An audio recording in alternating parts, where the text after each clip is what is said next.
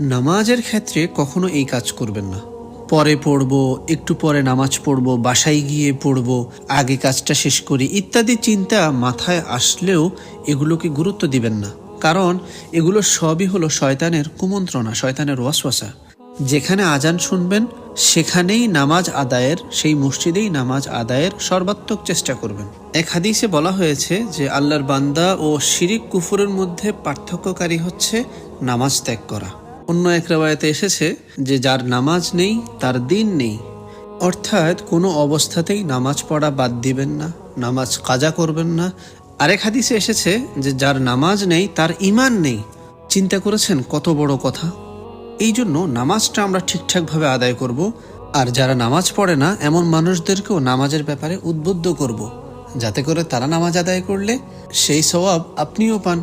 জাযাকুমুল্লাহ খাইর। আসসালামু আলাইকুম ওয়া রাহমাতুল্লাহ।